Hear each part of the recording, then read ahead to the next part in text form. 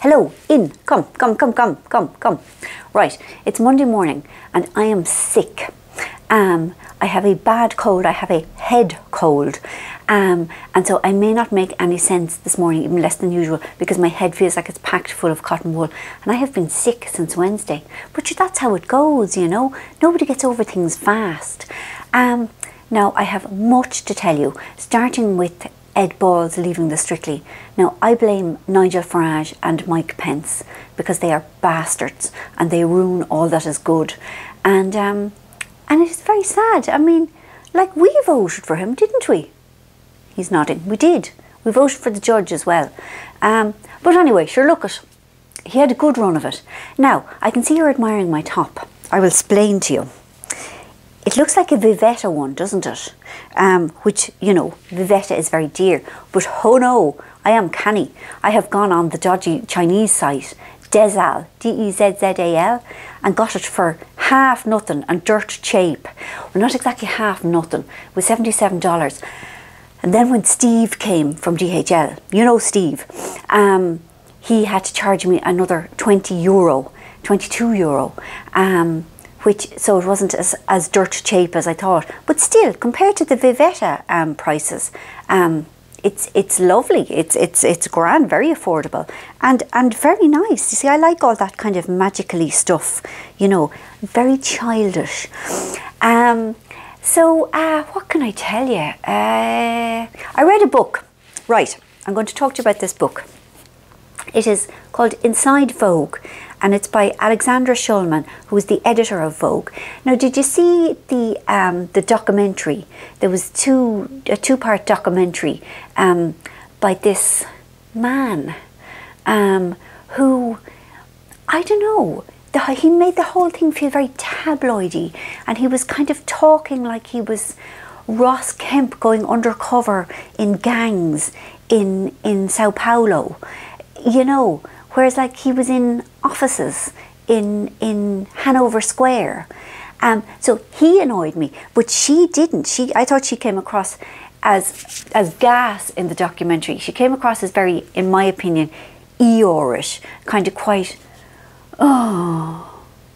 And she's like that in the book as well, but in a really likeable way. Like, she has this, on paper, incredibly glamorous job, and she's meeting that there Dolce and Gabbana's and Victoria Beckham's and all of that. But an awful lot of the book is about how her boiler keeps breaking, and she's got the big gala dinner, but she comes home and the boiler has broken again and there's no hot water for her bath. So her fella is there boiling hot water on the hob, not even in the kettle, because their kettle has broken the week before and she hasn't got round to replacing it.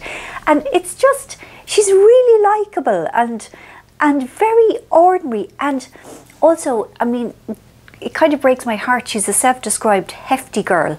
And it's about how hard it is trying to get clothes to fit when you have to be going to the fancy do's, and it's just, I really liked it. It's kind of, there's glamour and there's gossip in it, but then there's just how hard it is to be a woman in the workplace and trying to juggle the work and the dinners at home and the broken boilers and the recycling and oh yeah, and it's very, very poignant because she has all these things to do, like, you know, organising the Vogue 100 exhibition and a festival and the centenary cover, and she has all these really, really hard things to do that end on June the 23rd, and she's really worried about Brexit, but she thinks it's going to be okay. And the book ends, she arrives home on the night of the vote, and everyone is just settling down for the count, and it just ends there. And it's like, anyway, it's moving, you know, it's good. I really, really liked it. What else well, I have been scribing intermittently, and you know, the end is in sight with my book. You know, I'm not there yet, and I'm not near there yet, but I can see that it will end. I know this must be so boring. I mean, other people like write books in a month or 3 months, you know, and you have stuck with me for over a year. But sure, look, we are who we are, and we can only do what we can do, and this is all I can do. Am I making any sense? Can I talk to you about eyebrows? Thank you. Right, Clarence. Clarence send me things. And, you know, Clarence is a very kind of, how would you call it, a traditional brand in my opinion. Like they make lovely things, but it's not Ilamasca, put it that way. Anyway, but they sent this lovely thing, this kit, this eyebrow kit. Do you see? Can you see it? Come closer himself. Right, well there's all things, like there's different colours for your eyebrows. You see, now mine does be dark. And then there's highlighter yolks for to go around the skin around the eyebrows so that they pop more. And then there's wax for to fix them. And then there's little brushes and there's some mini tweezers and a mirror.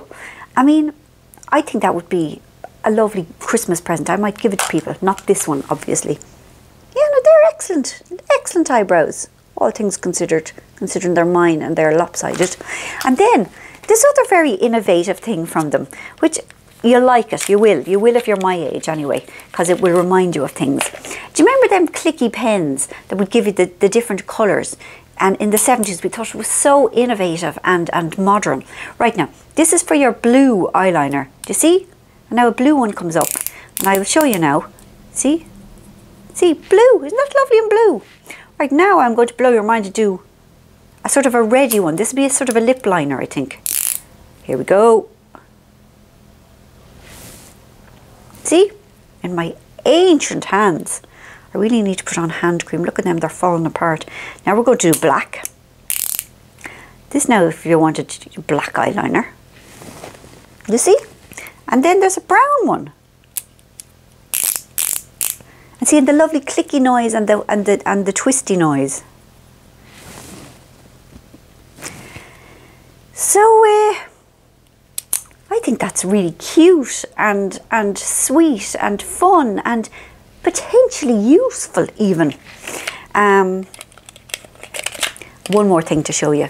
I just think this is lovely. See, I like greys and, yeah, grey eyeshadow and silvery bits and all. This has been too good to use yet, but look at that. Look, aren't they beautiful? It's almost a shame to sully them, but I might have to. So that's all my news. There's feck all to look forward to really, isn't there? I mean, you might be one of those types who loves Christmas. I disapprove of it so much, but that's a story for another day. I've nothing else to tell you. I'm sorry. There was the Magnum lorry delivery people were on strike in SuperValu for a couple of weeks. So Old Woman's stock had got dangerously low, but it's all right. The strike is off now. So I shouldn't really have worried you with that terrible news when there was no need, because it's all okay. But at least I could come with good news immediately afterwards. No, it's all okay. Stocks are replenished. I'm on my way over there now.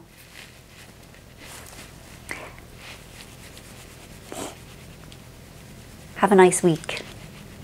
Forgive me, not well.